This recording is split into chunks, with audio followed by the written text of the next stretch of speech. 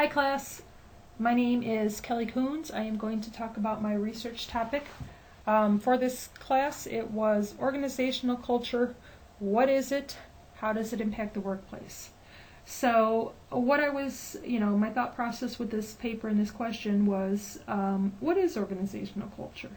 How does it impact the workplace? I wanted to know the whys. Why does it fail? Why is it successful? What does it look like? How do leaders find the right balance between reinforcing a strong existing culture and stretching people's ability to change or to accept change? There's thousands of articles and books written about organizational change and leadership and what effective change looks like. I just wanted to sort of dig deeper and peel the layers back a little bit more and see actually, what does that change look like and how does it impact the workplace. So that is what I chose. Organizational culture. So what exactly does that mean?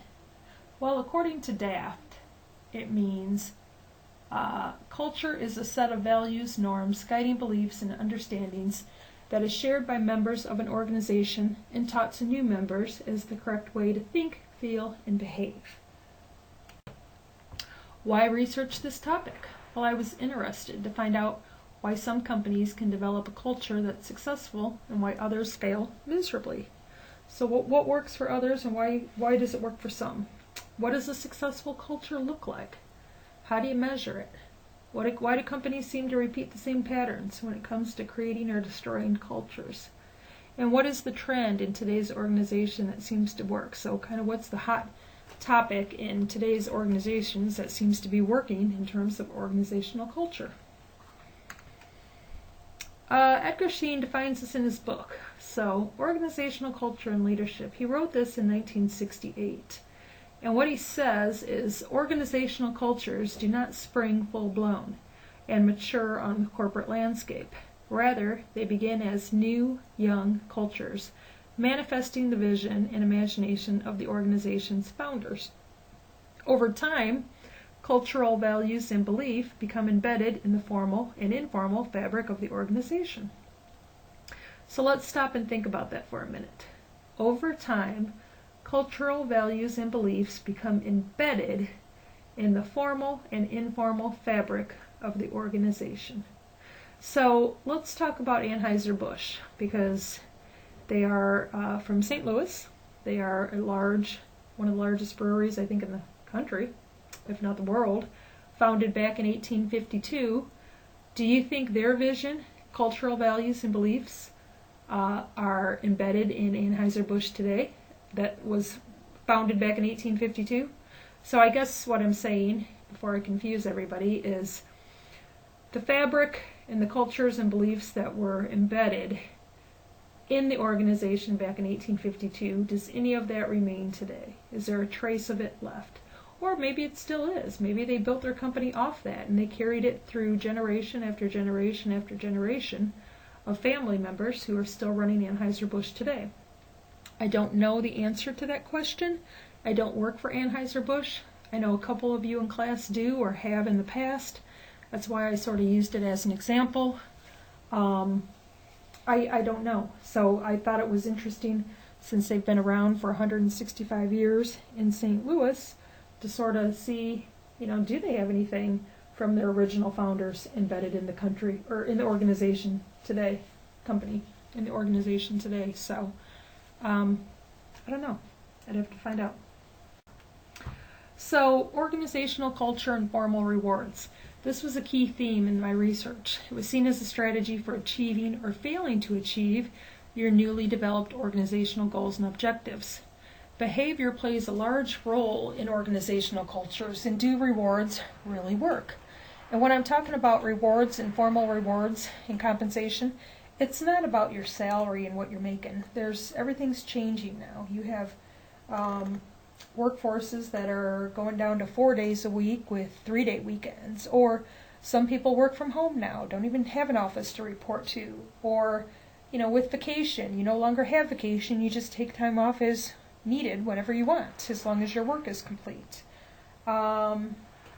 It's a different environment than it was in the past in terms of compensation. So employees are no longer saying, how much are you going to pay me? They want to know, how much are you going to pay me, and what other rewards or perks are you going to give me as well? So it's a little bit different structured. It'll be interesting to see how it plays out. Open system, we discussed this. An open system is a system that regularly exchanges feedback with its external environment. I'm sure you've seen many pictures in the book, textbook. There's diagrams on this. You can search the internet, and I'm sure there's a couple hundred different diagrams on this model. It has the inputs, processes, outputs, goals, assessments, evaluation, and learning. I put a couple examples by each one, just to give you an idea. Inputs, people, ideas, times. Processes, teams, projects, programs. Outputs could be your courses, books, revenue. Goals, want to expand your business by 30%. Maybe you want to get an A in this class. Assessments could be your business, organization, behavior, evaluation, and learning. So a healthy open system continuously exchanges feedback with their environments.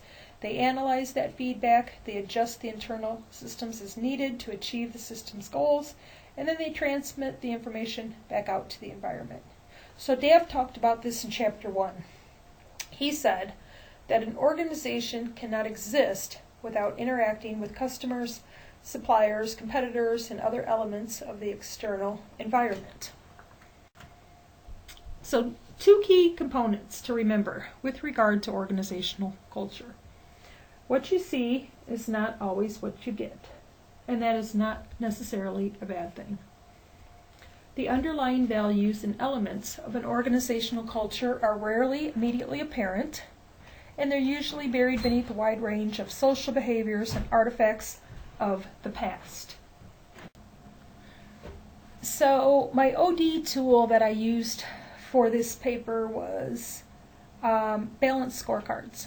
So we use these at BJC, we use these with Jacobs. They work by focusing the organization on the issues which are key. The leadership team decides what are the key issues, and they get the members of the organization around common goals and strategies. You provide feedback to people on key issues of areas where they can have impact, and they're essential in decision making. We actually use these. I think it's a fantastic tool. You can basically set it up to what you want to, what do you want to, what issues do you want to measure yourself on?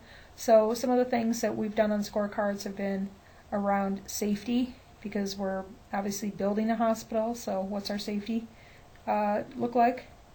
Contracts. Schedule, are we meeting our schedule? Are we exceeding it? Are we hitting our milestones? Staff size, cost, things like that. So you can set it up like that, and actually it works pretty well, because if you are meeting all your goals and expectations, you are in the green. If you're not, then you are in the red. So not only is it a pretty easy tool to use, but it's also a good visual, because you could clearly see where you lie in terms of what your scorecard looks like. I highly recommend them. It requires commitment, but it's worth it.